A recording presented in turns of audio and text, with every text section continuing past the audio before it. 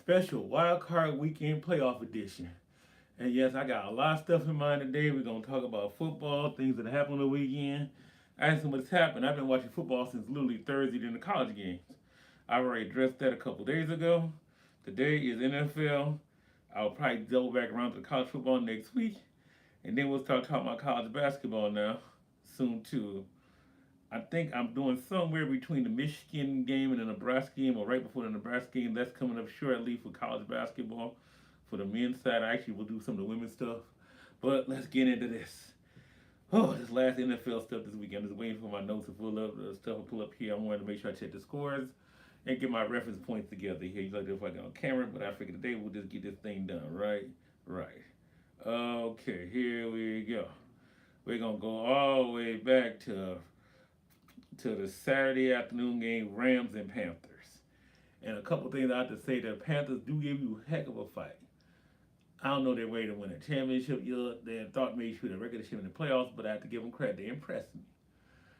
But let us say, the experience of Matthew Stafford and his championship DNA, it came through big time. I can't hate on that. That was some good football being played, and quite frankly, though, Rams actually kind of maybe played a little slightly at their level. And sometimes I realize in the NFL, sometimes it's not a little better team. Sometimes it's you got that one that got your number somewhere. That one matchup, that one tough play there. You know, that one situation or one team that just get on your nerves. That's what the Panthers were to the Rams, but they took care of business. Now that's the wild card game one on Saturday. Wild card game two on Saturday. Uh, Bears Packers. Look here. I was absolutely certain. I actually went to bed on this game, thinking like 21-3 they got this. But once again, you can't miss two field goals and extra point. There's 7 points. They lost by 4. There it is, right there. Simple put. Special teams cost them the game big time. There's just no way in the world just like no. I just got like my arms up in the air like no, because number one, Caleb Williams is not a very great quarterback, and I'll just say this much. And Uncle Jay, just a shout out to you. And yes, you were probably right about the fingernail polish, yes, because I don't know what I'm not quarterbacks playing fingernail polish. That's just no. I don't know how you do that, but okay. That's just a Caleb Williams thing, and I'm just like, why?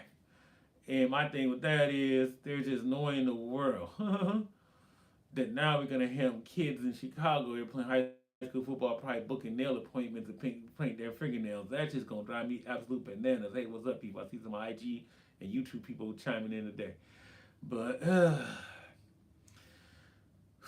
he told me before the game's gonna be clear. He said that there's clear pink they're gonna win. I'm thinking like 21-3. I don't care what color fingernail polish. He wore black against Detroit and lost. So I think what's the difference? So Uncle Jay, you're right.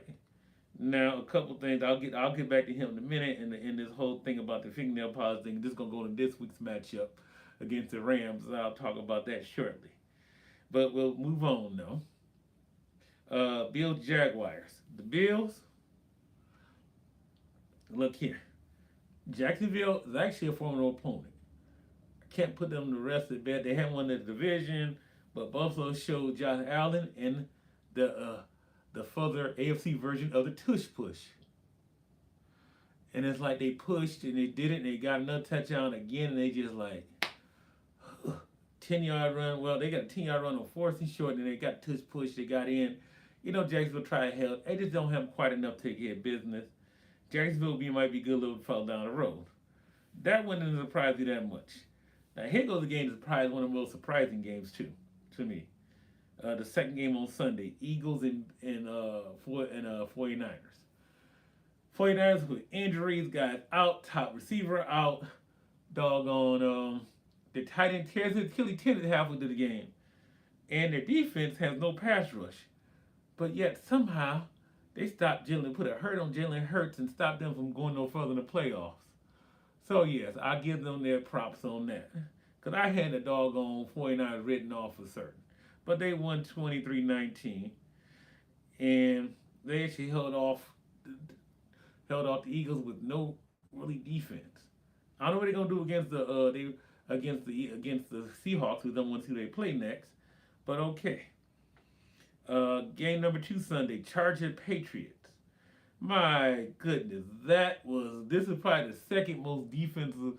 This is probably the defensive slugfest, literally, and virtually a defensive slugfest. Now, I was very impressed with the Patriots defense and the Chargers defense, but Chargers offensive line pretty much at that point, their injuries caught them finally. Kind of what happened in Detroit, just took a little longer the season happened to them. And I get this much.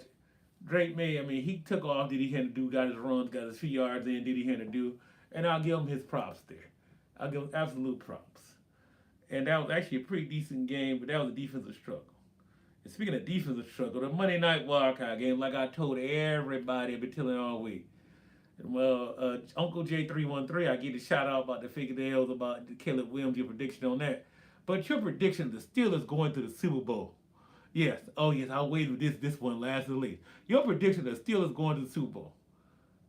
Uncle J, this is one of my football sports watching partners. I actually gone on road trips to football games with this guy before. Uncle J, what made you thought that the Steelers are going to beat the Texans? Aaron Rodgers can't run for first down, and their defense remind me of the 2000 Baltimore Ravens. What was on your mind? Will you please tell me what was on your mind? So, by the way, I like to say he did go on record and tell me that he thought they was gonna go Super Bowl Rams and what did he say, the Rams and the Steelers. So obviously it won't be the Steelers. And I'm assuming since the Bears are playing for the Rams, you're not following this fingernail polish garbage this week, right? For real? This should stop the trend of high school quarterbacks going to get fingernails done. I ain't talking about the girls' flag football team either. Thank you, Rams. Take care of the Bears. This is enough. This is enough. Is enough of this.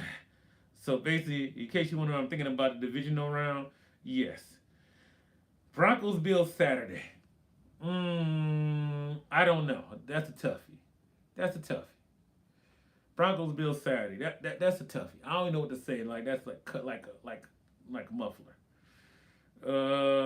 But I think maybe Ross Allen's experience might overcome the altitude in Denver. I'm going there. Seahawks, 49ers. If they had George Kittle, I might give 49ers a chance. And Uncle, not Uncle Jay. This is my Uncle Tommy, actual Uncle. Apologize the advance, but I think the Seahawks are getting out of that game only because they don't have enough defense to turn over the Seahawks. That's the Saturday divisional round matchups. Patriots Texans. Could I go tie here? This race looks like a virtual tie. The Patriots got a little more offense. Texans got a little more defense. Otherwise, it's gonna be a sluggo fest. Who would I go there? I have to give if it comes down that tie game, I'll get the quarterback edge to the New England. You know they got the slightly younger quarterback, the second year, third year. Apples, oranges, bananas, pears, whatever. Same split of matchups. I'm gonna go the Patriots. Texas got that defense, but Patriots has enough of them with a little more offense. And Bears, Rams. Look here. Unbook your daily appointment is over for Caleb Williams this week. He doesn't even have the last two games in Detroit and the doggone wildcard game with 60% completion percentage. There's no way in the world they beat the Rams. There might be a bit of high scoring game. That might be the high scoring game of the weekend, but it's over for Caleb Williams and the Bears. Next round, let's go Rams NFC title game. And yes, so Uncle Jay, you might be halfway right, but don't book nail appointments. But I'm about to get off here. I'm done with this week. Can I say we nailed that one? I'm done. I'm out. Any comments concerning the page?